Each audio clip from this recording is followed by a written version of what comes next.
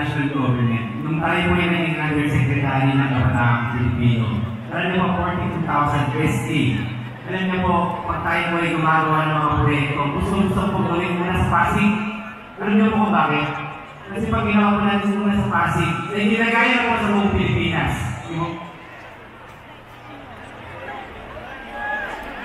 Hello. Ayun.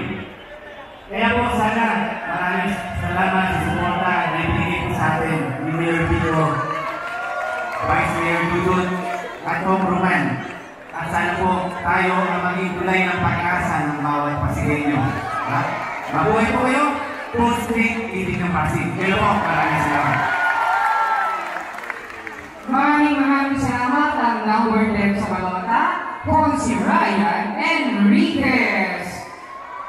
At ang susunod naman pong tatawagin, ang number 13 sa Balota, two-term kagawad ng Barangay Rosario and Your President House of Shell Export and Import, nakatulong sa isang scholars sa pamamagitan ng Essential Scholarship Foundation. Pinagbuyo ng greater access ng senior citizen sa basic services, kampiyon natin sa pangangalaga ng senior citizen. Number 13 sa Balota, kung si Warren Inocencio. Sumama ka na sa amin at baka mawali ka pa.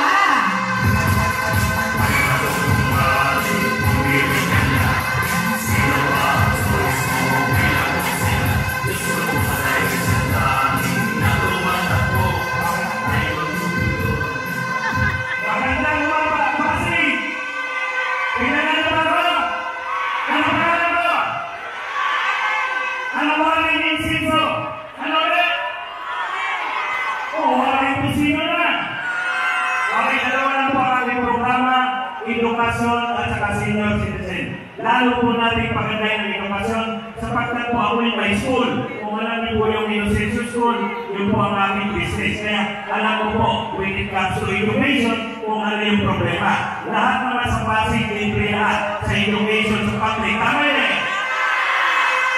Pero ang pinakamalaga yung allowance. Allowance for, tama yun eh. Sino nakapag-isip yan? Mayor Vico, kaya palakpakan natin si Mayor Vico. Senior citizen, mamahalin ko kayo sapagkat ako'y senior na rin. Mukha na ba akong senior? Parang yan lang. O, ibigyan mo natin ng 5 kusino. Pagod siya nagsisinungaling, nabubola pa. Alam niyo po, mapalan po ako. Yung pamastong handok, sino nakaisip niya? Mayor Vico pa rin. Unong araw, wala naman yan. Diba? Kung mga nakarang administrasyon, pili lang yung binibigyan. Tama yun eh. Yung mga member ng organisasyon at saka mga leader, kayo wala. Kaya pagka malapit ng Pasko, pag nagbibiglit na sila ng bayong, naiingit kayo. Tama yun eh. Pero nung naupo si Mayor Vico, sabi niya, lahat bigyan. Tama yun eh. Kaya yun ang sigaw niya noon, sana all. Diba? O, nagkatotoo nga ang inyong dasal. Kaya palakpakan natin si Mayor Vico. Ang aking Vice Mayor, dali mo na, ito pala ako tapos, naiihin na naman ako. Kaya Diyos. Kaya ako masalita, pero ang ating mayor, ang most outstanding mayor sa buong Pilipinas. Sino nagsabi? Yung State Department, kaya palakpakan natin. Ang dami ng mga awards galing sa France. Tama yung sinabi ni Consi Uboy. Kahit saan ka pumunta, sabi nga nila, parang araw, yung mayor ninyo, magiging presidente ng Pilipinas. Hindi sila nagsabi, ako ang nagsabi. Ako ang nagsabi, at saka kayo. Sinasabi dito si Mayor Vico. Ang aming Vice Mayor, Dudut Dumarsky, napaka-intelligent. Tama, ang daming itinasang batas na kung saan nakikinapang ngayon ang mamayan ng lungsod ng Pasig. Kaya palakpakan natin, Vice Mayor, Dudut Dumarsky. Ang aking congressman, 6 na termino na, kaya hindi matalo-talo sapagkat tumutulong. Tama yun eh? Parang mahina. Dito, tumutulong hindi. Tumutulong. Alam niyo yung pandemic, maraming nawalan ng trabaho. Maraming nagutom. Hindi binaba, hindi kongresan. No? Ang ayuda. Eh, palakpakan ng isko. Ang tupat, ibinaba rin. Kahit naman walis-walis na picture, ayos na. Tama yun. Para magtulungan ng trabaho. Tama yun. Sa mga may sakit, nakita niyo kahit tangin mo pa, tumutulong hindi. Sa patay, tumutulong hindi. Minsan na, wala pa yung patay, nauna pa ng mga fisiko. Kaya palakpakan natin. Bukod sa dream meeting, ang tawag ko sa kanila, dream team. Dream team. At siyempre, yung tatlo, no? Hindi nampanya ko na sa inyo. Paano naman si ako? Pwede ba yung tawa-tawa na?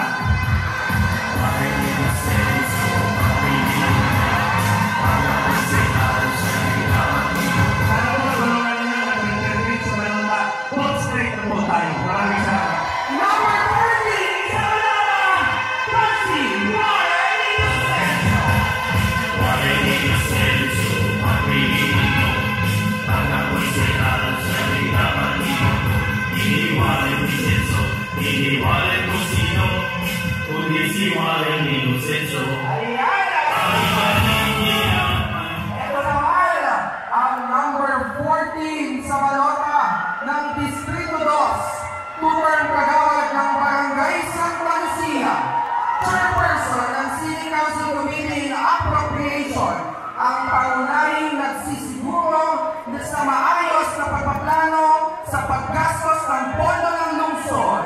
Chairperson din ng Committee on Market and Committee on NGOs. Kampiyon natin sa mas maayos na pamamahala ng pananalapi. Number 14 sa Malota, Councilor Maru Marquez.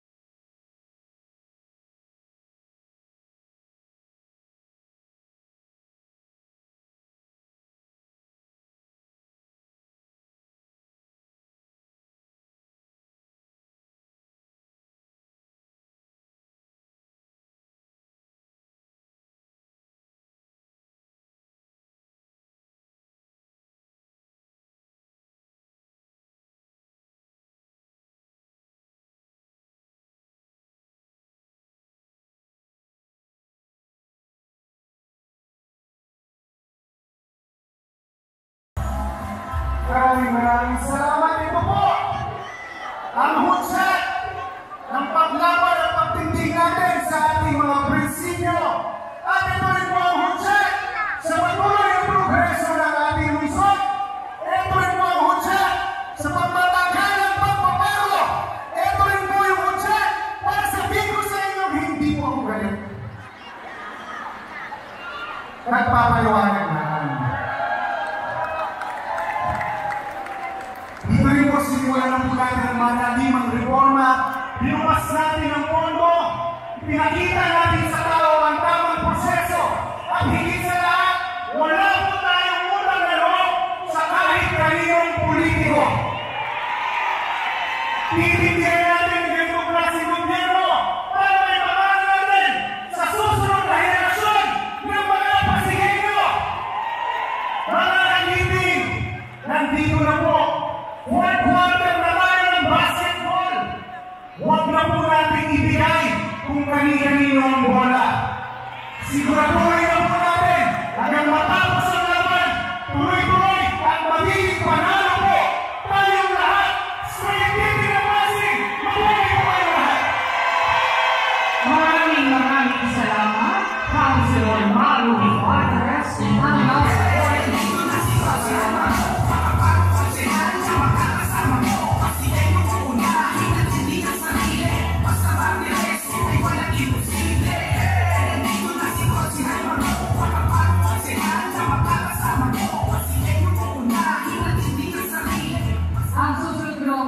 ipapakilala sa inyo ay serbisyong tapat Raimundo. Tapat, totoo, tao laging manalo, 3-term barangay kagawad sa Laguna, kampiyon natin sa pagsulong ng mas malawak na edukasyon, services at pagtaguyod ng gender development. Ang anak ni Konsehala Cory Raimundo, number 15 sa Malata, Pansy Holy Raimundo!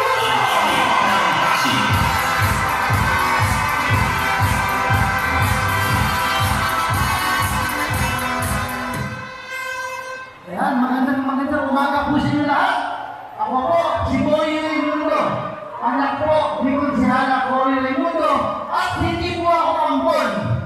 Dahil maputi po siya, natatay ko yung maitin. Okay? Pag pinagsama niyo po, si Boy Tadong Santos. At pinagsama niyo po, si Buboy. Ako po ang malalabasan. Ako po ay proud na proud. Dahil kasama ko po ang hiling ng Pasig. Kasama ko po, siyempre, ang champion ng edukasyon, Congressman Roman Romulo. At siyempre, kasama ko po, ang champion ng ating Watson, Vice Mayor Toman Nawasi. Kasama ko po, ang champion ng good governance, Mayor Tito Soto.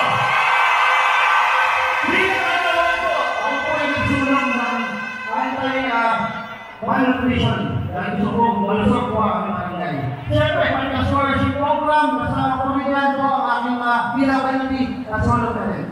At alam ko po, gagawin niya po konsihan. Di ba? Kaya po, isusulong ko ang ginawa ko ng aking mahal na ina. Kasi Konsehala Cory Raimundo! Ipagpapatuloy ko po ang kanyang sektor. Siyempre, sa larangan ng gender development at pagkapatay-patay po ng bawat Pasigueño. Siyempre, kasama rin po ang kanyang edukasyon. Kaya doon po, champion ang aking ina. Kaya sana po, tayo po isama-sama. I-explain nyo po ang giting ng Pasig. Maaari ba yun? Ako po, si Boy Raimundo. Number 15 po sa inyong balota. Tapat, totoo, at tao lang yung panalo. Thank you po. Maraming salamat!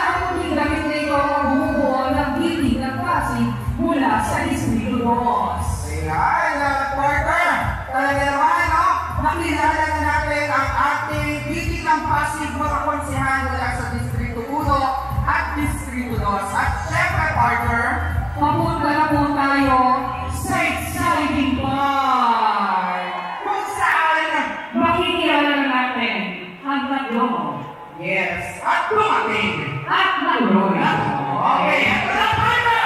Huwag na natin patagalin pa ang trio ng giting ng Pasig! Pero bago yan, patagalin muna natin ito.